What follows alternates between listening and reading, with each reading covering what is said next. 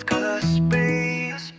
No filter here, just the truth. My light, my friend from your county. Your voice, turn on your phone, Miami. Animal services.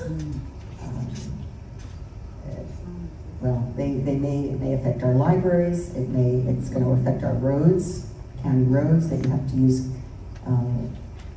the property tax dollars to fix the roads and transit.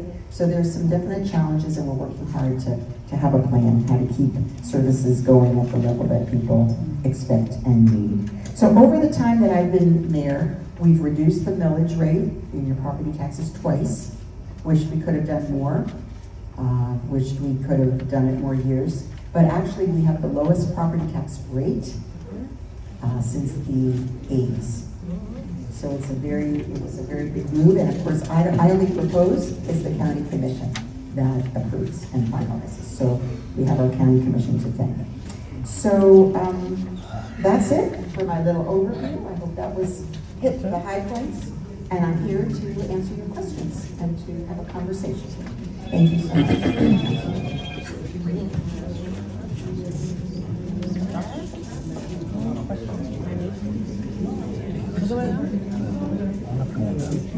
Okay, so we're going to have some questions, and we're going to have a question and answer period. And as you guys know, we're pretty open. We allow you to ask the questions, and we're going to allow our speaker, but we don't have any foolishness in here.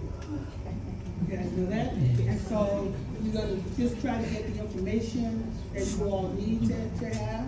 And we're going to just do it in the spirit of Miami Gardens. Is that all right? You good with that? Yeah. All right, you guys, anybody got any questions? Okay, so Jamal is going to come, and then you'll be next. Jamal is going to come, you'll ask your question, and we'll go from there. Good evening, everybody. So I have a question. I'm renting a house in Miami Gardens, and the rent is included with the water and the lights. So the lights and the water is not in my name, it's in the company's name, the property management company.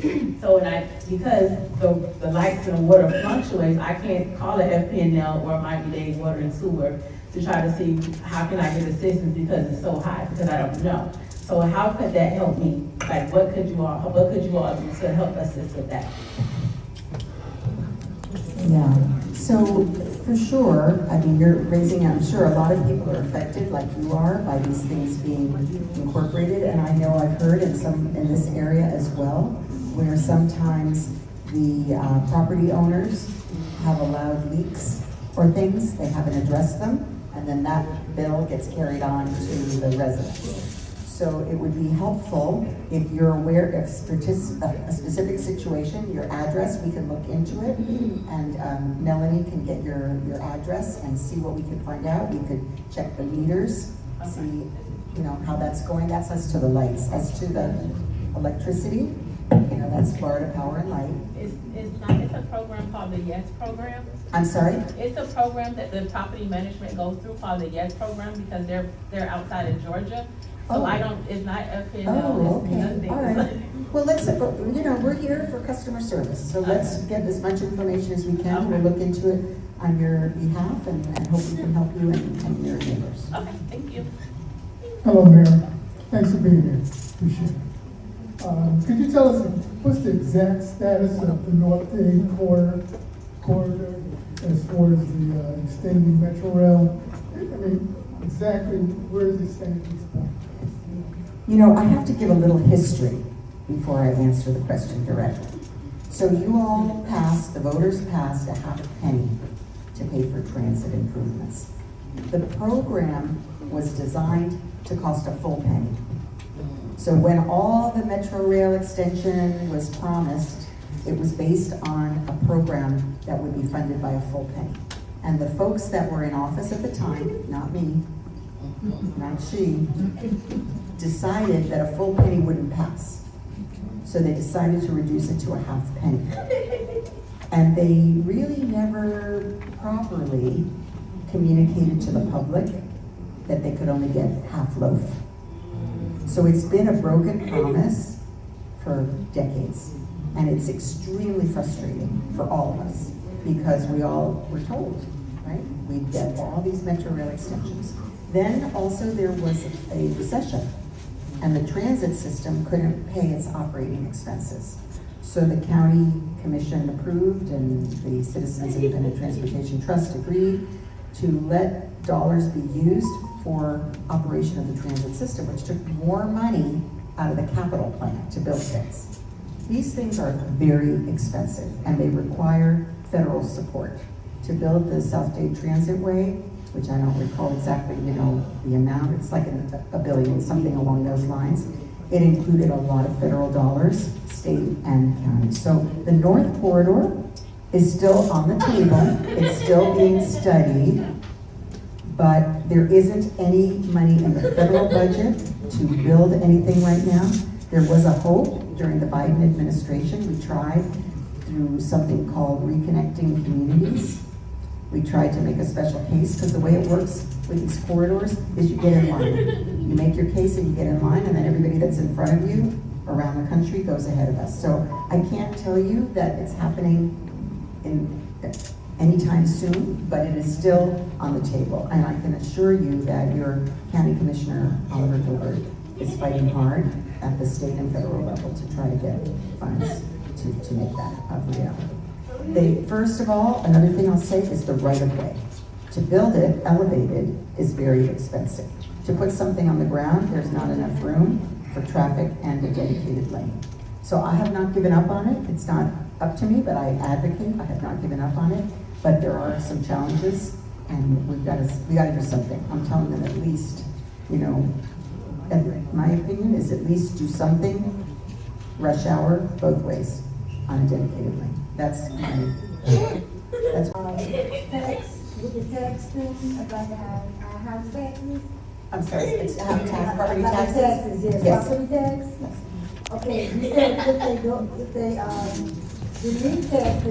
if they delete taxes, then we're gonna lose somewhere else, we're gonna have to pay more somewhere else. Our roads and stuff gonna suffer and stuff. So why don't they just, maybe you're 65 years old or whatever, then they, give us a break on taxes? I don't think completely delete it. I'm just saying for example. Yes, thank you so much for this.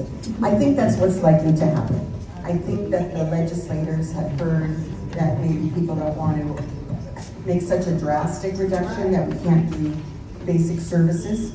So that's, there's a lot of proposals that came out of the House side of the legislature. We don't have any proposals yet on the Senate side. So the Senate is going to have to make some proposals. Then whatever they do finally would have to go back to the House. They have to agree. And it is being suggested to focus on those over 65 who have lived in their homes a certain amount of time and whose incomes are below a certain level. So that is one of the things. I'm just saying that's what's being discussed or not. It's not, nothing is a given. And call your senator. Call Senator Shep Jones.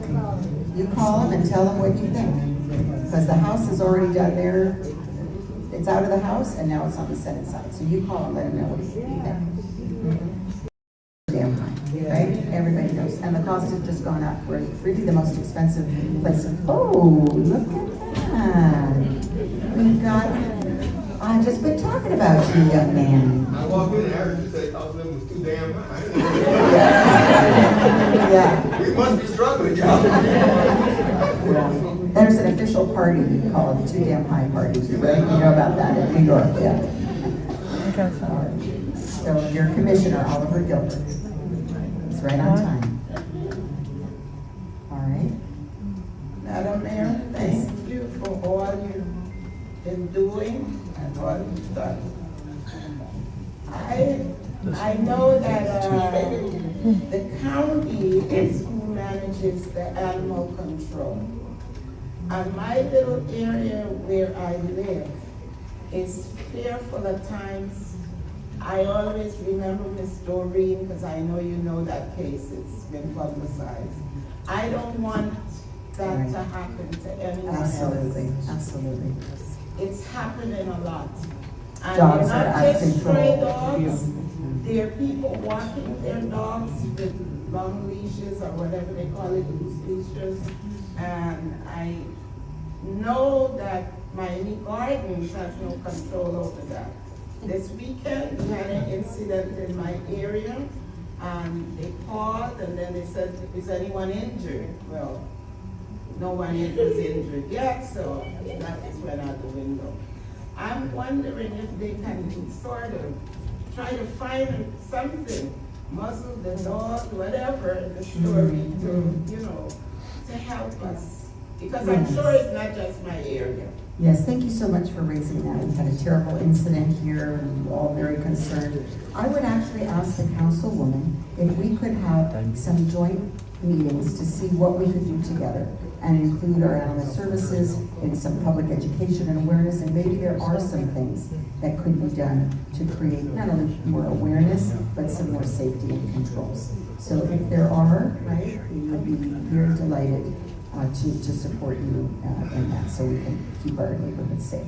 Thank you. Thank you very much. Thank you for this town hall, and I thank you for vetoing the bill of extending the UDP. That was awesome on your part.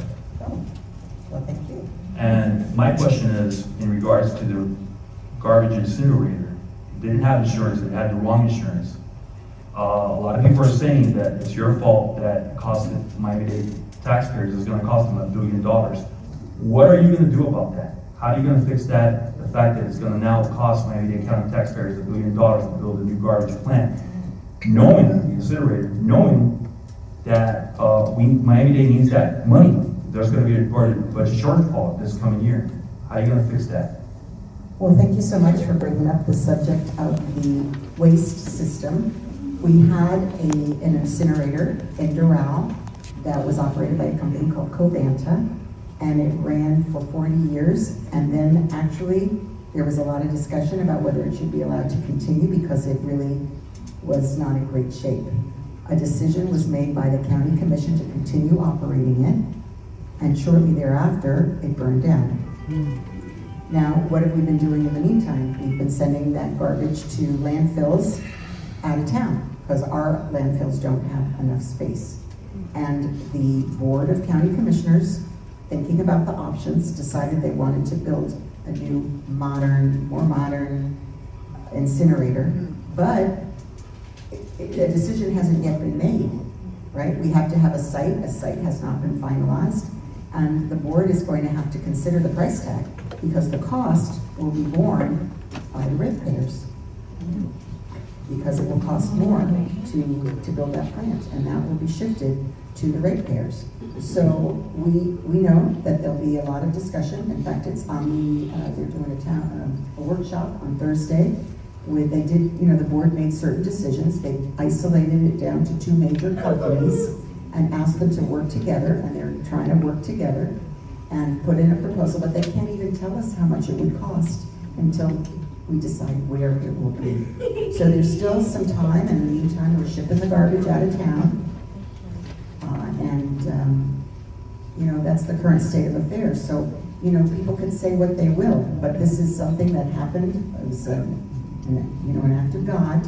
There's a lot of discussion about the insurance proceeds. There's a lot of discussion about who's going to bear the cost. But there is insurance that will contribute to whatever is the next phase. You want to say anything more about that? Thank you. And thank you for the thanks about my veto. Yeah, no, I didn't support the veto, but I didn't support that. But I'm not sure it was an act of God. I'm not going to say the fire was an act of God. I'm going to say that building was in bad shape. It burned down.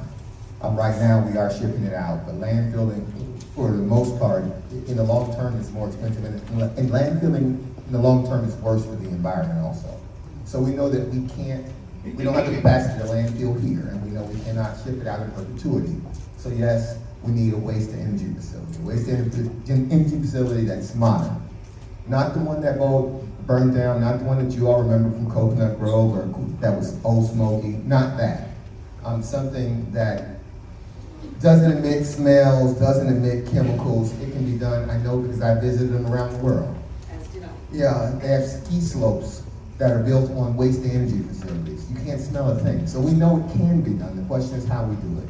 When people conflate tax dollars with what it will take to operate the system, those things are 2 different things. So the county will need money, but the money the county would need can't come from this pot of money anymore. This is gonna be a rate-driven system.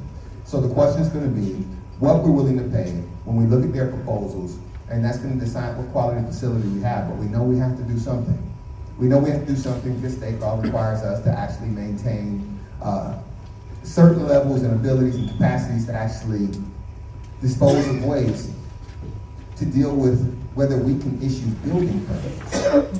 And so we want to always make sure that we maintain our capacity to continually grow and deal with the problems that are facing Miami-Dade County. There are no easy solutions, but we're going to deliberate as a body and figure out what's best and move forward. So he's not supporting the veto? He's not supporting the veto? We don't talk out. He's not supporting the veto? Recognize the person with the mic. They didn't answer the question about the insurance. True. You understand what I mean? Hi, yes, good Why does she evening. Reduce their trash, to piggyback off of that, and to have a more aggressive recycling system. That would, of course, help Miami-Dade County with the issue of trash if we had a more comprehensive recycling program, say looking at Connecticut, which has an incredible program in talking about foreign entities that do different programs, especially in Europe, to actually get citizens to reduce trash, to get companies to issue things. What can Miami-Dade County do to help us and help corporations reduce our trash and our footprint? So I feel like.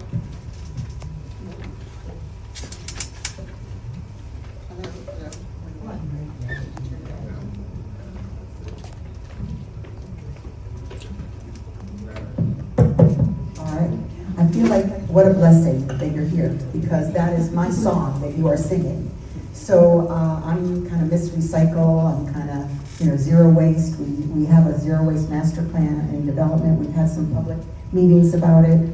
Maybe Melanie, you could check online while we're here to see when there's another one coming up soon. We have some that are virtual, and a lot of people have participated in this because they share your concern. To all kinds of really creative ideas have been generated. And if we're building a campus with waste to energy or whatever we do, we will have more of that. We're already mulching yard waste. Maybe some of you saw in the news, we just launched biochar. They are actually on the landfill in South Dade with a project right now that we got, we put some grant money into it to convert yard waste into biochar, which is a very effective fuel, and reduces the methane and all the other bad stuff that comes out of landfill. We recycling.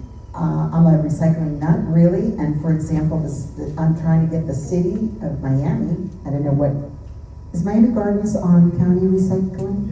Yes. Okay, so you're already part of our recycling program. But we know people don't recycle right.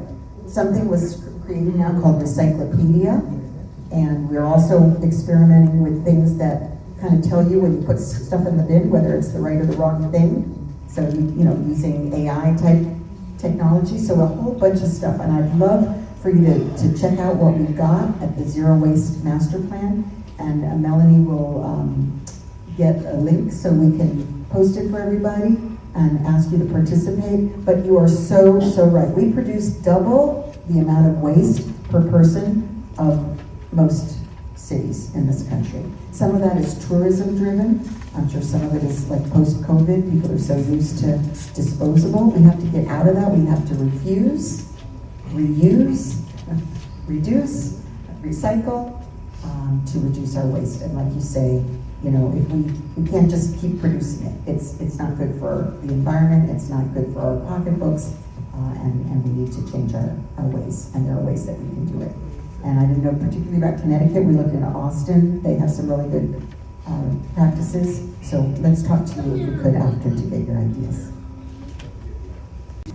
In public, they don't have public garbage cans. But they don't have garbage on the street either. So they don't have public garbage cans, but they don't have garbage on the street. So but their kids are actually educated and trained from, the time they're babies to actually, it's called the culture of cleanliness. And so we're working with the school. I sponsor legislation that allows us to work with the school to develop a curriculum that starts teaching our kids about recycling and how they should dispose of things.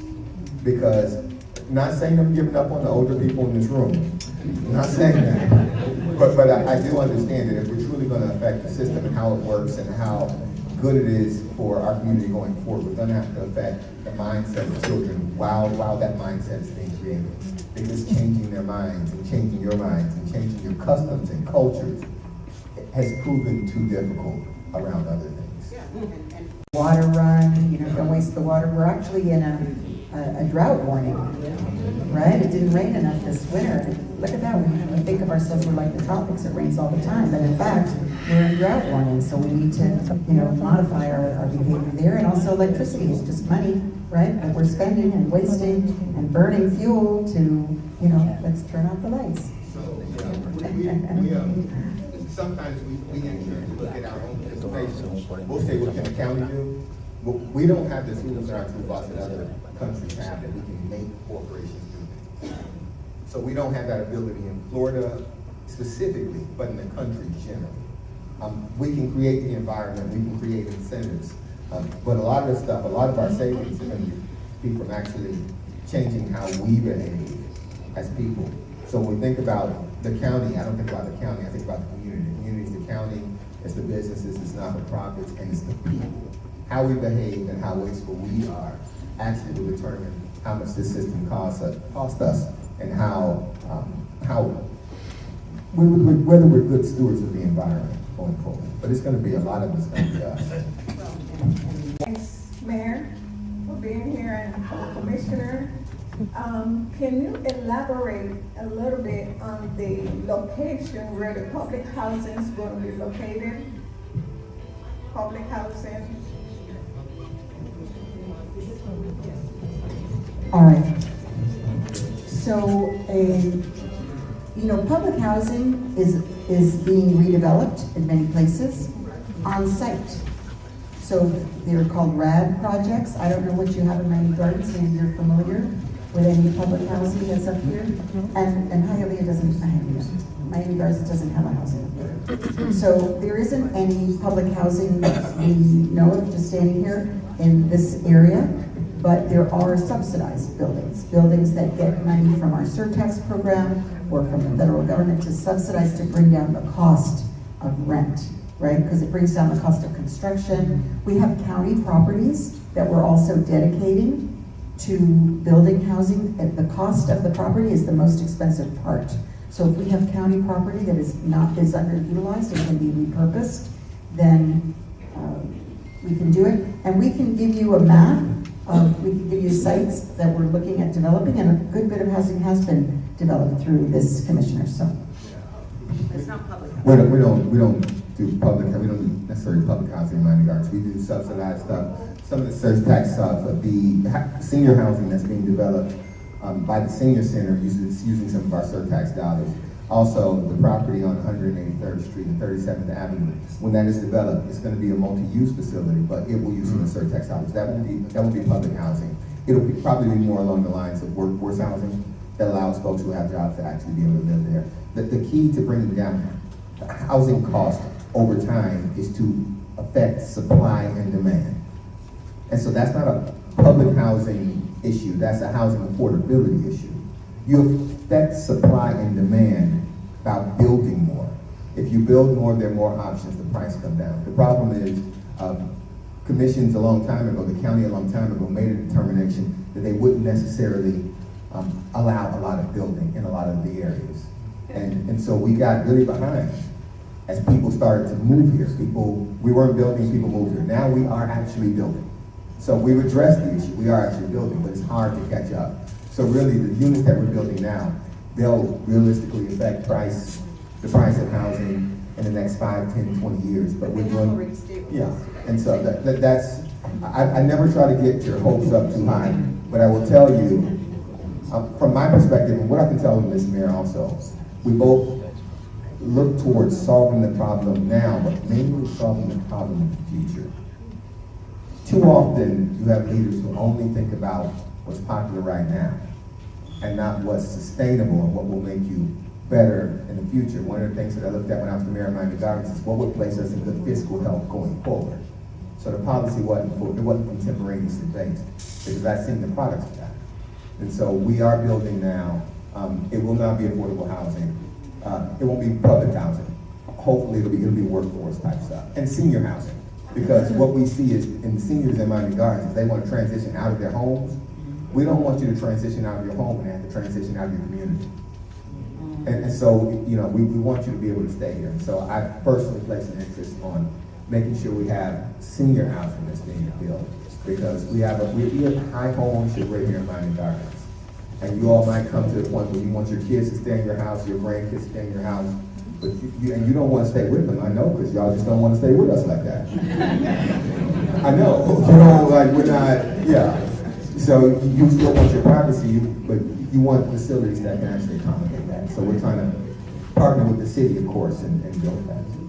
One more thing, Mayor, for being here and Commissioner.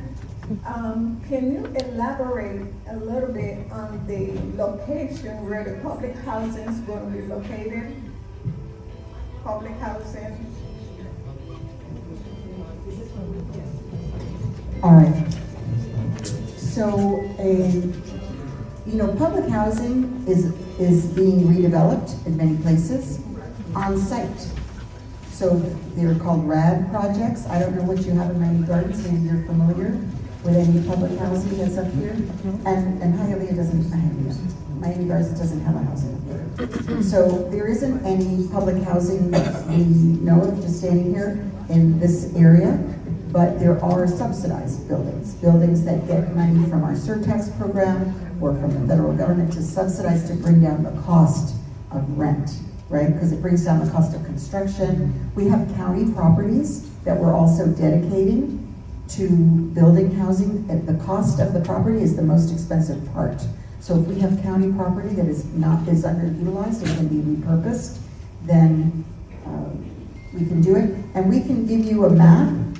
We can give you sites that we're looking at developing, and a good bit of housing has been developed through this commissioner. So It's not public. We don't do public. We don't do necessarily public housing in Miami Gardens. We do subsidized stuff. Some of the surtax stuff, the senior housing that's being developed by the senior center using some of our surtax dollars.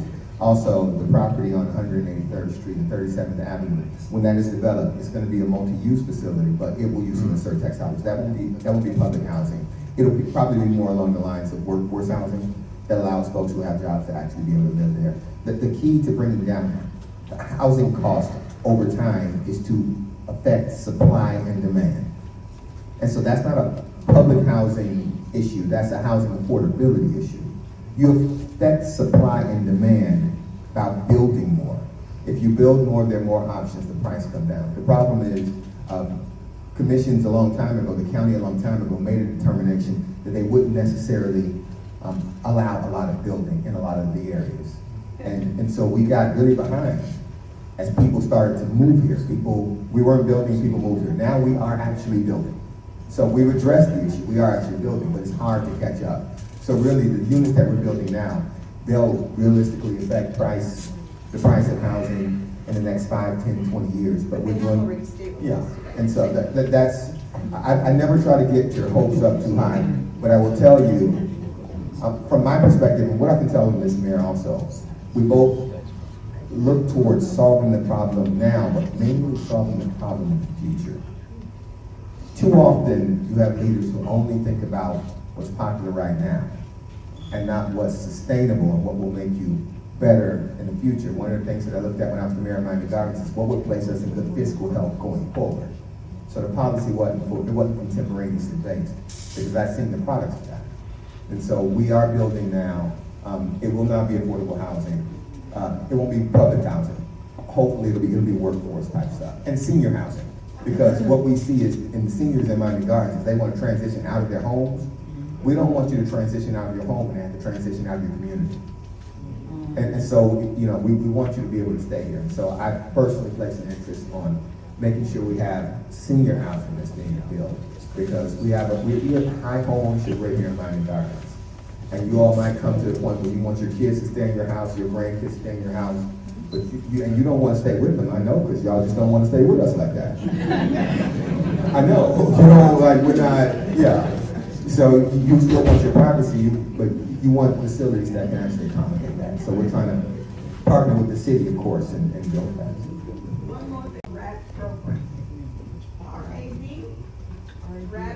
RAD, R-A-D, the RAD program. Okay, so the exact abbreviation, what it stands for, the acronym, I have to check, but the bottom line is, it's the federal government allowed communities to redevelop public housing without federal dollars by allowing private developers to come in and fix it up and add units and make it mixed income. So that's what happened in Liberty Square, that's what happened, it's gonna happen in Andy Coleman, rental assistance demonstration, okay. But it has been very successful in Miami-Dade County. One of the ones is down in Little Havana on the, it's called River Park, and it's added hundreds of new units, and it's got replacement. Everybody who was there before had the right of return, and they were able to build out one building at a time so that nobody had to leave while it was being built. And they did the same in Liberty Square. Some people, that's a long story, some people were offered to go off-site and they didn't understand that they could come back, which they could. So, you know, we work really hard to not, even when we're improving things, to make sure that the people, as the commissioner said, the people that are part of the neighborhood can stay part of the neighborhood. Okay, so. Mayor. How you doing, Mayor? Thank you for the proclamation yesterday. And my favorite was there for the proclamation. I wasn't there, but who was it? I delivered 125 years. Wow. Was it Michelle? Might have been Michelle. Yes. She's our favorite. Yes, she was just, I was like, but anyway, but it was nice, and I thank you so much. Ms. Mayor, you didn't answer about the insurance, that you had bad insurance for the, why did you? Well, we're in litigation, so we're not talking. Mayor, I wanted to ask you, what was your intake about the recall of their Mass transit, the people that supported the campaign and mass transit, would you like that? What did I do not say? Well, take your time. I'm the person who actually You're elected in I don't know what that means. What do you feel about the recall they're doing on the mayor? And you want them Do you know to about give the them the recall? contracts for mass transit. Would you like to answer I the know question? about it. I don't support it. I support the mayor. Okay. I appreciate you, though. Mr. Gilbert, what are your ties with mass transit, the people that fund your campaign, and the fact that you want to give them the contracts to extend mass transit? Would you like to answer that question? I don't even know what that question means. Well, I'm just saying, you're like the next Arthur Teal, bro. Arthur Teal loves transit, you too as well. Would you like to answer that question? He doesn't want to answer. You can call him like short if you want. Mr. Teal, Mr. Gilbert. Mr. Oliver Gilbert doesn't want to come on my show because he's afraid to answer my question. Mr. Oliver Gilbert blocked me on Instagram.